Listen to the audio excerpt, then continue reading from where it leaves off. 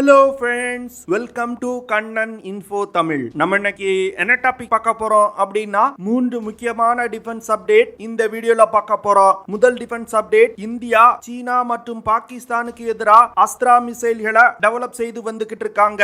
Astra மிசைலோட mark 2 வேரியண்ட கூடிய விரைவில் சோதிக்க உள்ளதா செய்திகள் வெளிவந்தன. ஆனா தற்போது இந்த அஸ்த்ரா MK2 மிசைல்கள் இந்திய விமானப்படையின் ஃபைட்டர் ஜெட் விமானங்கள்ல இணைக்கப்பட்டு விட்டதா சில செய்திகள் வெளிவந்திருக்கு. அந்த செய்தி உண்மையா அப்படிங்கிறது குறித்து பார்க்கலாம். இந்தியா எதற்காக இந்த அஸ்த்ரா மிசைல்களை டெவலப் செய்றாங்க, இந்த மிசைலோட சிறப்பு அம்சங்கள் என்ன அப்படிங்கிறது குறித்து பார்க்கலாம். இரண்டாவது டிஃபென்ஸ் அப்டேட், இந்தியா ஆயுத ஏற்றுமதியில மிகப்பெரிய சாதனைகளை படைச்சு வர்றாங்க. கிட்டத்தட்ட 334% இந்தியாவின் ஆயுத ஏற்றுமதி அதிகரிச்சிருக்கு. இந்தியாவின் இந்த முன்னேற்றத்துக்கு என்ன காரணம், இந்தியாவுடைய ஃபியூச்சர் திட்டங்கள் என்ன அப்படிங்கிறது குறித்து பார்க்கலாம். இரண்டாவது டிஃபென்ஸ் அப்டேட், இந்தியா முதற்கட்டமா 84 Su-30 MKI போர் விமானங்களை அப்கிரேட் செய்ய போறாங்க.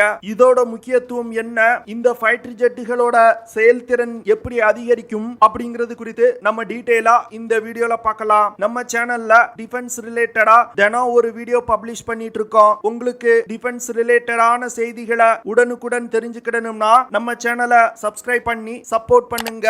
நீங்க பண்ற ஒவ்வொரு சப்ஸ்கிரிப்ஷனும் எனக்கு அடுத்தடுத்த வீடியோஸ் போடுறதுக்கு ஒரு மோட்டிவேஷனா இருக்கும். அமெரிக்கால திரு ஜோ பைடன் அவர்கள் பிரசிடென்ட் ஆனதுமே அவர் இந்தியாவுக்கு எதிராக செயல்படக்கூடியவர் அப்படின்னு பல டிஃபென்ஸ் எக்ஸ்பர்ட்ஸ் சொன்னாங்க. ஆனா சில டிஃபென்ஸ் எக்ஸ்பர்ட்ஸ் ஜோ பைடன் முன்பு செய்தது போல் செய்ய மாட்டாரு அப்படின்னு சொல்லி வந்தாங்க.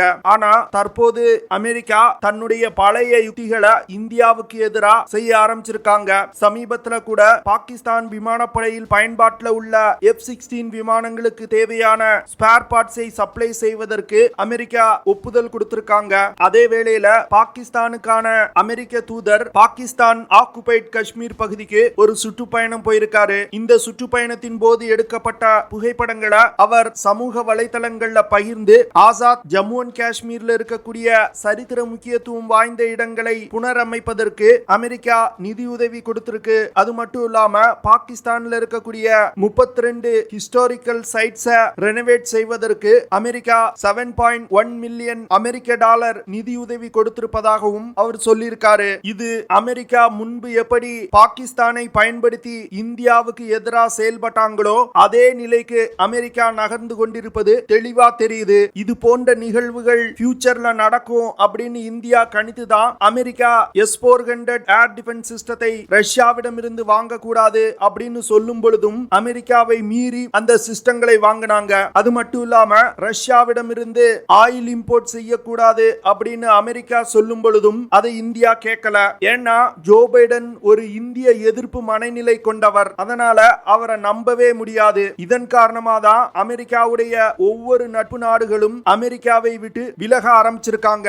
இந்தியா புல்வாமா தாக்குதலுக்கு பழிவாங்கும் விதமா பாகிஸ்தான்ல பாலக்கோட்ல இருக்கக்கூடிய தீவிரவாத முகாம்கள் மீது தாக்குதல் நடத்தினாங்க. அடுத்த நாள் பாகிஸ்தான் இதே அமெரிக்கா கொடுத்த F-16 விமானங்களை பயன்படுத்தி இந்திய எல்லைக்குள் நுழைந்து தாக்குதல் நடத்தினாங்க.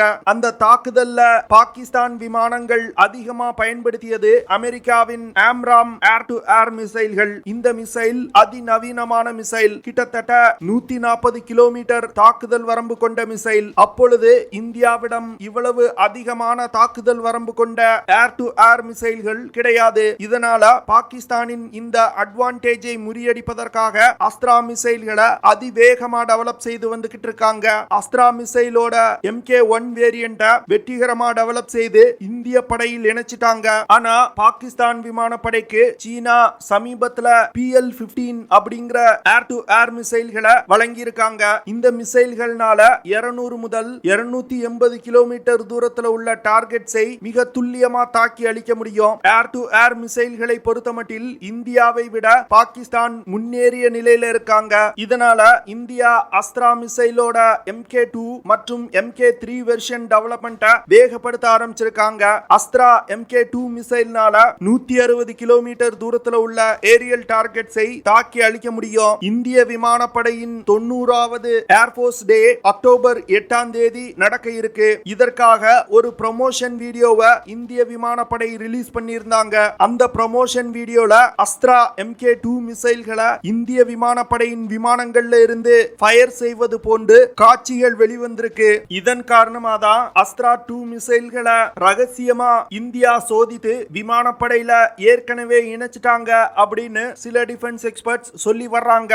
அஸ்த்ரா 2 மிசைல்கள் ஒரு அதிநவீனமான ஏர் டு ஏர் மிசைல். இந்த மிசைல் டியூவல் பல்ஸ்டு ராக்கெட் மோட்டாரால் இயக்கப்படுது. அஸ்த்ரா MK2 மிசைல்கள்னால அதிகபட்சமா 160 கிலோமீட்டர் தூரத்துல உள்ள ஏரியல் டார்கெட்ஸை மிக துல்லியமா தாக்க முடியும். இந்த மிசைல்கள்னால அதிகபட்சமா 20 கிலோமீட்டர் உயரத்துல பறந்து சென்று இலக்குகளை தாக்க முடியும். இந்திய விமானப்படையில அஸ்த்ரா MK1 மிசைல்கள் ஏற்கனவே பயன்பாட்டில் இருந்து வருது. இந்த மிசைல்னால 110 கிலோமீட்டர் தூரத்துல உள்ள ஏரியல் டார்கெட்ஸை தாக்கி அழிக்க முடியும். ஆனா பாகிஸ்தானுடைய ஏர் டு ஏர் மிசைல்களோட ரேஞ்சை கம்பேர் பண்ணும் பொழுது MK1 வெர்ஷன் குறைவான ரேஞ்ச் தான். இதன் காரணமாக தான் இந்தியா இந்த அஸ்த்ரா MK2 மிசைல்களை அதிவேகமா டெவலப் செய்து இந்திய படையில் இணைச்சிருக்காங்க அப்படின்னு சொல்லப்படுது. அதே போன்று அஸ்த்ரா MK3 வெர்ஷனையும் இந்தியா டெவலப் செய்து வந்துகிட்டு இருக்காங்க.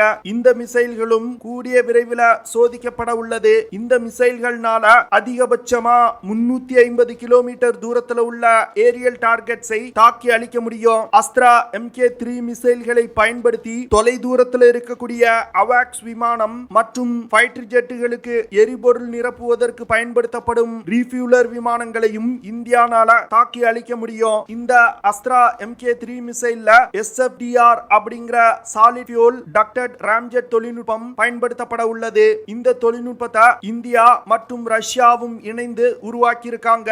இந்த தொழில்நுட்பம் மூலமா இந்தியானால அதிக தூரம் பறந்து சென்று தாக்கக்கூடிய ஏர் டு ஏர் மிசைல்களை டெவலப் செய்ய முடியும். இந்த SFDR தொழில்நுட்பம் தற்போது வெகு சில நாடுகளிடம் தான் இருக்கு. குறிப்பா சொல்லணும் அப்படின்னா இந்தியா ரஃபேல் போர் விமானங்கள்ல பயன்படுத்தும் மிட்டியார் மிசைல்கள்ல இந்த SFDR தொழில்நுட்பம் பயன்படுத்தப்பட்டு வருது. மிட்டியார் மிசைலுக்கு நிகரான ஒரு ஏர் டு ஏர் மிசைலா இந்தியா அஸ்த்ரா MK3 மிசைல்களை டெவலப் செய்து வந்துகிட்டு இருக்காங்க. அது மட்டும் இல்லாம இந்த மிசைல் மாக் 4.5 அப்படிங்கிற வேகத்துல பறந்து சென்று இலக்கை தாக்குது. அதாவது ஒலியின் வேகத்தை விட 4.5 மடங்கு வேகமா சென்று இலக்கை தாக்குது. இதனால அஸ்த்ரா MK3 மிசைல் தாக்க முயலும் டார்கெட்டுகளுக்கு மிகவும் குறைவான ரியாக்ஷன் டைம் தான் இருக்கும். இரண்டாவது டிஃபென்ஸ் அப்டேட். சமீப காலமா இந்தியா தன்னுடைய ஆயுத ஏற்றுமதியில அதிக கவனம் செலுத்தி வர்றாங்க. சமீபத்துல இந்தியா அர்மீனியா நாட்டிற்கு 2000 கோடி ரூபாய் மதிப்பிலான ஆயுதங்களை விற்பனை செய்வதற்கான ஒப்பந்தத்துல கையெழுத்திட்டு இருக்காங்க. இந்த ஒப்பந்தத்தின் மூலம் Pinaka guided rocket system, anti tank guided மிசைல்கள் போன்ற பல ஆயுதங்களை அர்மீனியா நாட்டிற்கு இந்தியா ஏற்றுமதி செய்ய போறாங்க. கடந்த 5 வருடங்கள்ல இந்தியாவுடைய ஆயுத ஏற்றுமதி 334% அதிகரிச்சிருக்கு. இந்திய அரசாங்கம் அடுத்த 5 வருடங்கள்ல 35,000 கோடி ரூபாய் மதிப்பிலான ஆயுதங்களை ஏற்றுமதி செய்யணும் அப்படின்னு இலக்கு நிர்ணயித்து செயல்பட்டு வர்றாங்க. 2025க்குள் இந்தியாவுடைய டிஃபென்ஸ் எக்யூப்மெண்ட்ஸ் மேனுஃபேக்சரிங் இண்டஸ்ட்ரிய 1,75,000 கோடி ரூபாய் மதிப்புள்ள மார்க்கெட்டா உருவாக்க இந்தியா திட்டமிட்டு இருக்காங்க. 2022 வருடம் மட்டும் இந்தியா 13,000 கோடி ரூபாய் மதிப்பிலான ஆயுதங்களை ஏற்றுமதி செஞ்சிருக்காங்க. கடந்த 5 வருடங்கள்ல இதுவே ஒரு வருடத்துல அதிகமான ஆயுத ஏற்றுமதி செய்த வருடம். இதே 2022 வருடம் இந்தியா பிலிப்பைன் நாட்டிற்கு பிரம்மோஸ் மிசைல்களை ஏற்றுமதி செய்வதற்கான ஒப்பந்தத்துல கையெழுத்திட்டாங்க. அது மட்டும் இல்லாம இந்தியா வியட்நாம் நாட்டிற்கும் ஆயுதங்களை ஏற்றுமதி செய்து வந்துகிட்டு இருக்காங்க. தற்போதைய நிலையில் இந்தியா உலகெங்கிலும் உள்ள 75 நாடுகளுக்கு தன்னுடைய ஆயுதத்தை ஏற்றுமதி செய்றாங்க. குறிப்பா சொல்லணும் அப்படின்னா டியர் கேஸ் லான்ச்சர்கள், torpedo loading mechanism, night vision binoculars, light weight torpedo, fire control radar, armoured protection vehicles, weapon locating radar, high frequency radar, coastal surveillance radar போன்ற பல ஆயுதங்களை இந்தியா ஏற்றுமதி செய்து வந்துகிட்டு இருக்காங்க. இந்தியா தன்னுடைய எதிரி நாடுகளுக்கு எதிராக செயல்படக்கூடிய நாடுகளுக்கு ஆயுத ஏற்றுமதி செய்து வர்றாங்க. குறிப்பா சைனாவுக்கு எதிராக சவுத் ஈஸ்ட் ஏசியா நாடுகளுக்கு இந்தியா ஆயுத ஏற்றுமதி செய்ய ஆரம்பிச்சிருக்காங்க. அதே போன்று துருக்கி மற்றும் பாகிஸ்தானுக்கு எதிராக மத்திய ஆசியாவில் உள்ள அர்மீனியா போன்ற நாடுகளுக்கு இந்தியா ஆயுத ஏற்றுமதி செய்து வர்றாங்க. இதன் மூலமா இந்தியா, சீனா, பாகிஸ்தான், துருக்கி போன்ற நாடுகளுக்கு ஒரு மிகப்பெரிய நெருக்கடியை கொடுக்க முடியுது. அர்மீனியா ஆர்மீனியா அசர்பைசான் பிரச்சனையில இந்தியா நடுநிலையாக செயல்பட்டு வந்தாங்க. ஆனா எப்பொழுது பாகிஸ்தான், ஆர்மீனியா, துருக்கி இந்த 3 நாடுகளும் ஒரு அணி போன்று செயல்பட ஆரம்பிச்சாங்களோ அப்பொழுதே இந்தியா தன்னுடைய நிலையை மாற்றி ஆர்மீனியாவுக்கு ஆயுதங்கள் விற்பனை செய்ய ஆரம்பிச்சிட்டாங்க. 2020 கூட இந்தியா ஆர்மீனியா நாட்டிற்கு $40 மில்லியன் மதிப்பிலான ஸ்வாதி ரடார் சிஸ்டங்களை சப்ளை செஞ்சாங்க. இந்த ரடார் சிஸ்டங்களை சப்ளை செய்வதற்கான கான்ட்ராக்ட்ல ரஷ்யா மற்றும் போலந்து நாடுகளை தோற்கடித்து இந்தியா இந்த கான்ட்ராக்டை கைப்பற்றினாங்க அப்படிங்கிறது குறிப்பிடத்தக்கது. இது போன்ற ஆயுத ஏற்றுமதிகள் காரணமா இந்தியா தன்னுடைய எதிரி நாடுகளுக்கு எதிராக செயல்படவும் முடியும். அதே வேளையில இந்தியாவின் நட்பு நாடுகளுடைய பலத்தையும் அதிகரிக்க முடியும். மூன்றாவது டிஃபென்ஸ் அப்டேட். சமீபத்தில் இந்திய விமானப்படையின் air chief marshal VR Chaudhari அவர்கள் ஒரு பேட்டி கொடுத்திருந்தாரு. அந்த பேட்டியில இந்திய விமானப்படையில் பயன்பாட்டில் உள்ள Su-30 MKI போர் விமானங்களை அப்கிரேட் செய்வது ஃபைனலைஸ் செய்யப்பட்டிருக்கு அப்படின்னு சொல்லியிருக்காரு. அது மட்டும் இல்லாம Su-30 MKI போர் விமானத்தோட அப்கிரேடேஷன்ல பயன்படுத்தப்படும் பாகங்கள் அனைத்தும் இந்தியாவிலே உருவாக்கப்பட உள்ளது. இந்த பாகங்கள் இந்தியாவின் தனியார் நிறுவனங்கள் மற்றும் HAL, DRDO போன்ற அரசு சார்ந்த நிறுவனங்களும் இணைந்து டெவலப் செய்ய போறாங்க.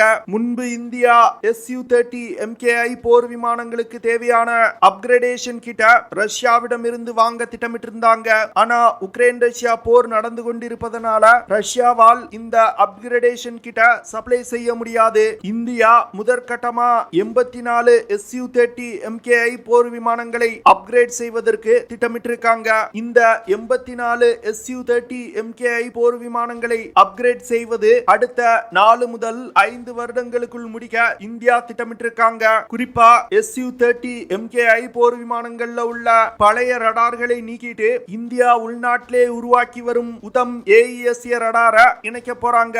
இந்த ரடார் சிஸ்டத்தோட ஃபைனல் டெவலப்மெண்டல் ட்ரையல்ஸ் போய்கிட்டு இருக்கு. அதனால இன்னும் ஓரிரு வருடங்கள்ல இந்த ரடார் சிஸ்டம் டெவலப் செய்து முடிக்கப்பட்டு Su-30 MKI போர் விமானத்துல இணைக்கப்பட உள்ளது. இந்த அப்கிரேடேஷன்ல விமானத்தோட காக்பிட் லேஅவுட் மாற்றி அமைக்கப்பட உள்ளது. அதாவது Su-30 MKI போர் விமானத்தோட காக்பிட் டச் ஸ்கிரீன் மற்றும் வாய்ஸ் பேஸ்ட் கண்ட்ரோல் சிஸ்டமா மாற்றப்பட உள்ளது. இந்த விமானத்துல உள்ள மிஷன் கம்ப்யூட்டரையும் இந்தியா மாற்ற திட்டமிட்டிருக்காங்க. அது மட்டும் இல்லாம digital fly by wire system, எதிரி தாக்குதலில் இருந்து விமானங்களை பாதுகாக்கக்கூடிய electronic warfare suit system, advance self protected jammer பாட்கள் போன்ற பல சிஸ்டங்கள் இந்த விமானத்துல அப்கிரேட் செய்யப்பட உள்ளது. இந்த அப்கிரேடேஷன் மட்டும் Su-30 MKI போர் விமானத்துல செய்யப்பட்டால் இந்த விமானத்தின் வலிமை பல மடங்கு அதிகரிக்கும் அப்படின்னு டிஃபென்ஸ் எக்ஸ்பர்ட்ஸ் சொல்றாங்க. ஓகே ஃப்ரெண்ட்ஸ், நம்ம வீடியோவோட நிறைவு பகுதிக்கு வந்துட்டோம். இதெல்லாம் தான் நான் உங்ககிட்ட ஷேர் பண்ணணும் அப்படின்னு நினைச்ச விஷயங்கள். ஐ ஹோப் நான் ஷேர் பண்ண விஷயங்கள் உங்களுக்கு பிடிச்சிருக்கும்னு நினைக்கிறேன். அப்படி பிடிச்சிருந்துச்சுன்னா ஷேர் பண்ணுங்க, லைக் பண்ணுங்க, கமெண்ட் பண்ணுங்க. மறக்காம நம்ம சேனலுக்கு சப்ஸ்கிரைப் பண்ணுங்க. அப்படியே அந்த பெல் நோட்டிபிகேஷனை கிளிக் பண்ணி ஆல்ங்கிற ஆப்ஷனை எனேபிள் பண்ணிக்கங்க. See you in the next video. Jai Hind.